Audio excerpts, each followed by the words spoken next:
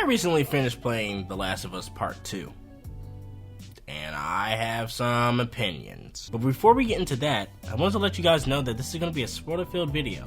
So if you haven't finished the game, you don't want to be spoiled, click off this video, go finish, and come back here.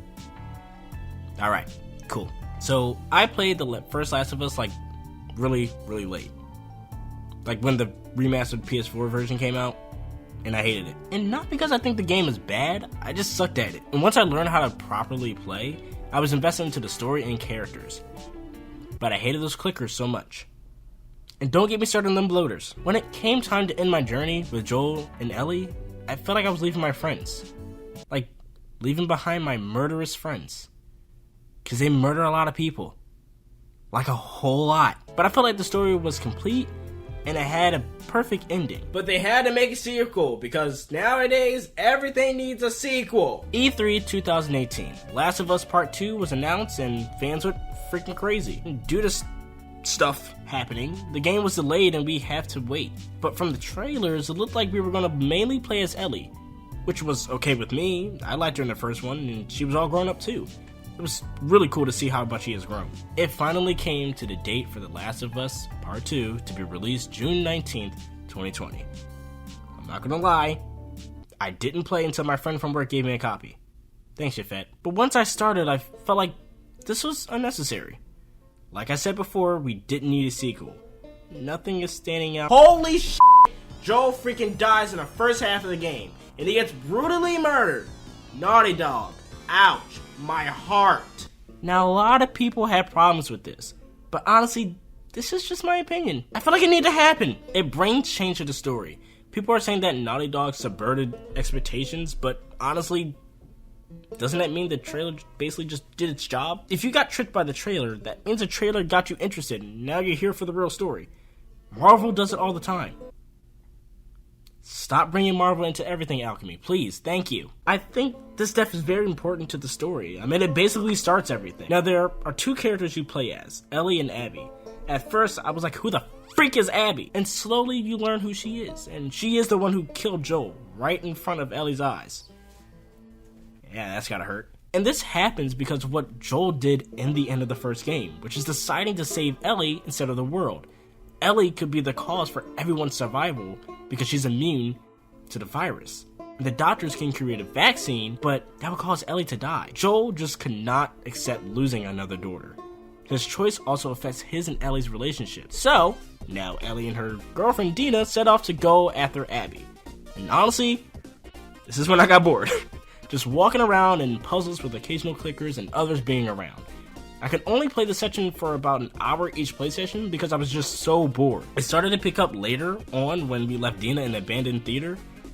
Oh yeah, Dina is freaking pregnant. We left her there and we go here and we go there and the game goes on and on and on. Now let's talk about the ending. And I know that seems like a pretty big jump to just go straight to the ending, but I mean, if you want to know the story, just play the game, or just to watch people play it.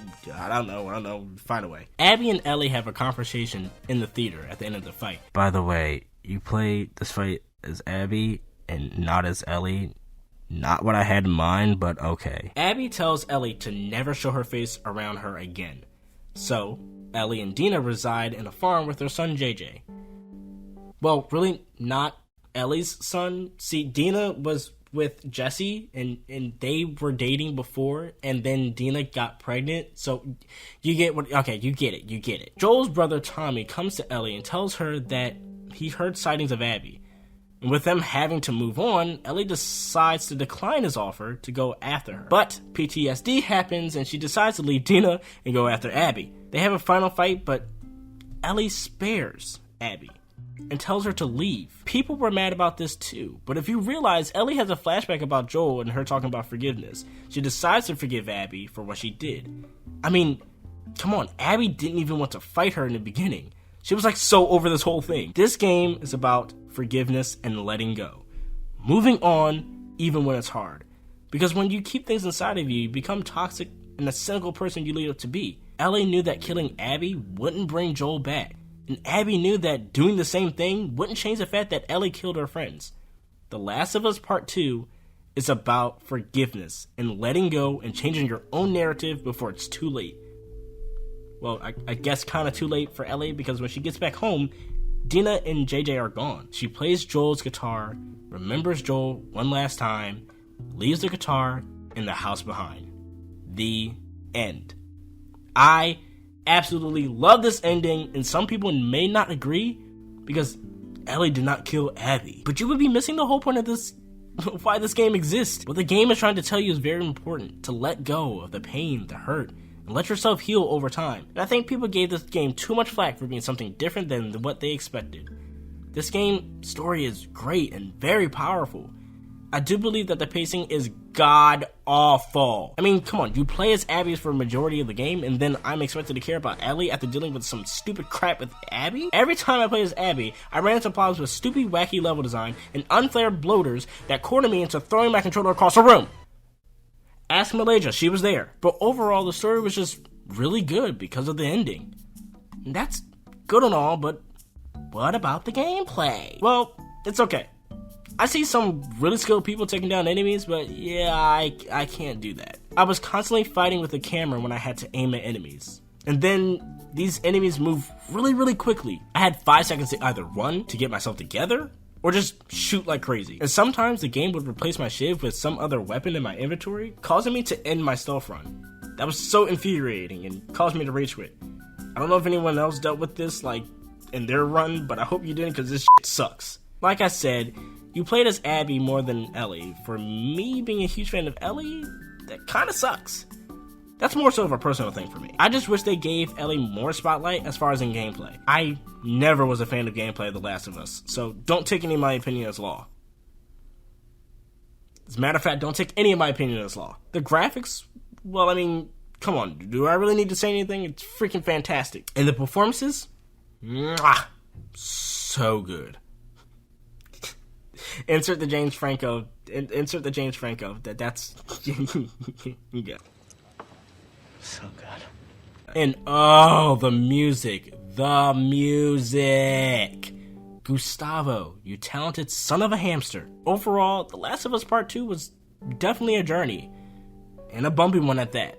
But I had fun, and that's what video games are all about. I gave The Last of Us Part 2 an 8.5 out of 10, and I do still think the first one should have been the only one to exist, but shouts out to Naughty Dog, and thanks for making my quarantine a little spicy. Hey guys, I recently saw the news around Laura Bailey and her playing the character Abby.